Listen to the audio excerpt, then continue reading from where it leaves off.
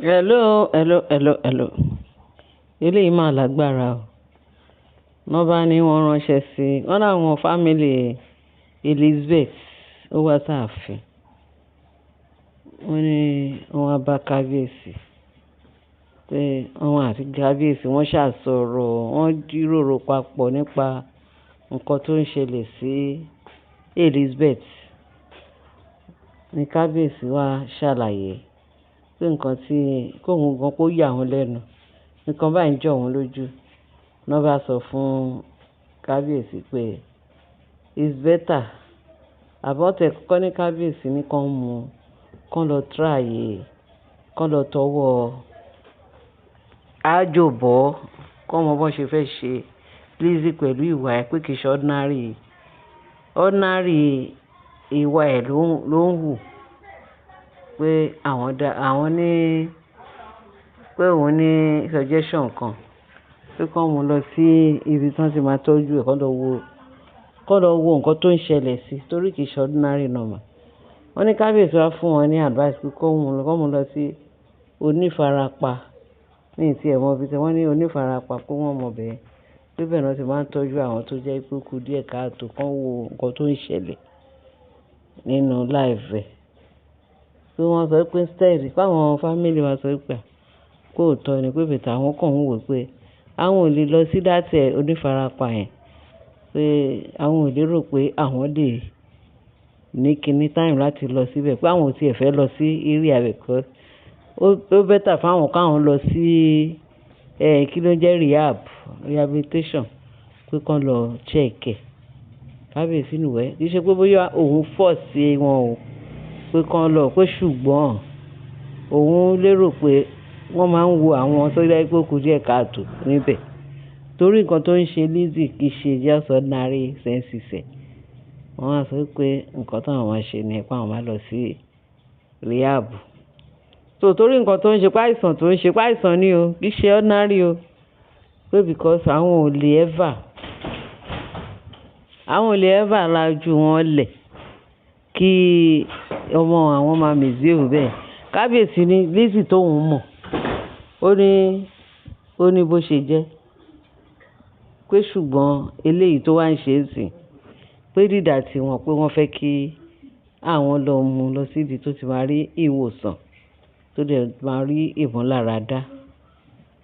Wọ́n ní kábíyèsí wá sọ pé táìmù tí àwọn rí nǹkan yìí ní ìgbà tó ti lọ sí Boham láti lọ ṣe wedding láti lọ wẹ́ẹ̀dì Queen Naomi. Láti ìgbà tó ti dé láti ọ̀dọ̀ Queen Naomi ní wàhálà yìí ti ṣẹlẹ̀ ní owú jíjẹ yìí bẹ̀rẹ̀ ní kíní yẹn wá fò mọ́ ní kíní yẹn wá bẹ̀rẹ̀ sí ní ṣe gbogbo lóríṣiríṣi tó ń ṣe pé wọ́n ló jẹ́ nǹkan ìyàlẹ́nu bí kíní yẹn ṣe bẹ̀rẹ̀ sí ní àti nínú ayé Elizabeth. Ó lágbára o wọ́n ló lágbára pé àwọn èèyàn sọ pé àwọn gan kó wà strange sáwọn torí di ìwé tí ọmọ àwọn tó fi ń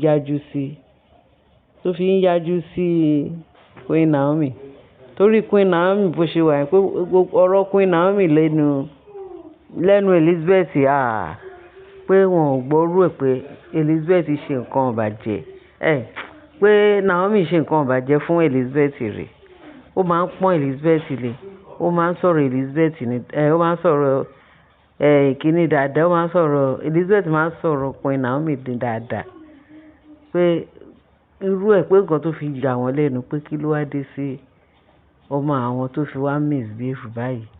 Ó jẹ́ nǹkan ìyàlẹ́nu pé àwọn ò rí irú ẹ̀ rí pé torí ẹ̀ làwọn ṣe wá bá kábíyèsí pé kán lọ tọ́jú ẹ̀ ṣùgbọ́n kábíyèsí ti sọ tiẹ̀ pé òun ò ní kẹ́ má lọ tọ́jú ẹ̀ o pé ṣùgbọ́n ó ti kúrò lọ́kàn òun bó ti yọ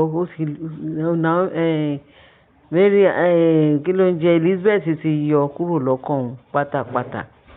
Àwọn ẹbí Elizabeth láti sọ pé kábíyèsí tó bá jẹ́ bẹ́ẹ̀ pé bóyá kán lọ wòsàn tó bá dẹ̀ ti rí wòsàn tójú ẹ̀ bá dẹ̀ ti wálẹ̀ tójú ẹ̀ dá ó lè wá ká tó wá ṣẹ̀ wá sọ ó likely kó padà wá kí a dẹ̀ wá mọ nǹkan tó yẹ ká ṣe. Ọ̀rọ̀ yìí lè níyanjú gẹ́gẹ́ bí wọ́n ṣe sọ àwọn èèyàn Lizzy. Wọ́n lọ́rọ̀ yìí lè níyanjú kí kábíyèsí má mọ̀ọ́kàn kúrò pátápátá pé bóyá ọ̀rọ̀ yìí ò lè níyanjú.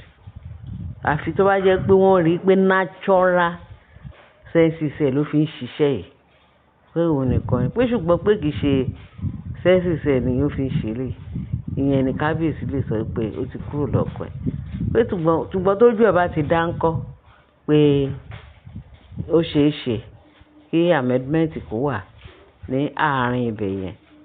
So nǹkan tó wá ń sọ ní nǹkan tó a gbọ́ pé wọ́n ń sọ fún àwọn ẹbí Lizzy nìyẹn o pẹ̀lú kábíyèsí gbogbo nǹkan tó ń jọ jíròrò. Bẹ́ẹ̀ ni tó bá dẹ̀ jẹ́ bẹ́ẹ̀ dẹ̀ ni lóòótọ́ pé bóyá wọ́n kàn wá sí live ẹ̀ láti rí pé bóyá Elizabeth kàn misbehave. Hello, wọ́n ní lọ́rọ̀ kan ṣá o ni wọ́n wá sọ pé wọ́n máa mú lọ. Tó bá dẹ̀ mú lọ, tó bá dẹ̀ ti ṣáájú tán, ó likely kan padà kán dẹ̀ wá bẹ̀ kábíyèsí. Kóhun náà wá fojú ara ẹ̀ rí gbogbo nǹkan tó lọ. Kó dẹ̀ wá fi etí ẹ̀ gbọ́ gbogbo nǹkan tó ń sọ wípé ó ṣẹlẹ̀. Pé ọwọ́ kábíyèsí ló yìí wá ń sìn pé ẹ jẹ́ kán try ni. Tó bá try, tó bá rí pé ó yìí ṣe amend, kábíyèsí lè gbà. Ṣùgbọ́n tí ò bá ṣe amend, kábíyèsí ọ̀rọ̀ wọn tiẹ̀ ti sú kábíyèsí láàfin. Kábíyèsí tiẹ̀ ń wá bó ṣe máa dispatch gbogbo wọn kúrò ní ààfin. Tó ti jẹ́ pé ṣe náà tó wá ń fọwọ́ ara wọn fa ìfàkúfà tó máa fi lé wọn dànù. Ṣẹ́jọ́ wá ń ṣẹjọ́ olúkálùkù ni. Ẹjọ́ ìṣẹ́jọ́ wọn torí kábíyèsí tó ń retain wọn tó ń ṣàánú wọn.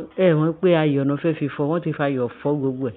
Òun ló jẹ́ kí ọ̀rọ̀ wọn ti kúrò nímú kábíyèsí. Kábíyèsí tó ti dé góńgó ọrùn kábíyèsí.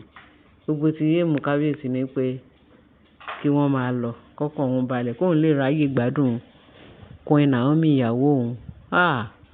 Wọ́n ní àwọn yọ ilé ayé lẹ́mìí ìyàwó òun. So kò jù bẹ́ẹ̀ lọ. Wọ́n bá sọ wípé àwọn fámílì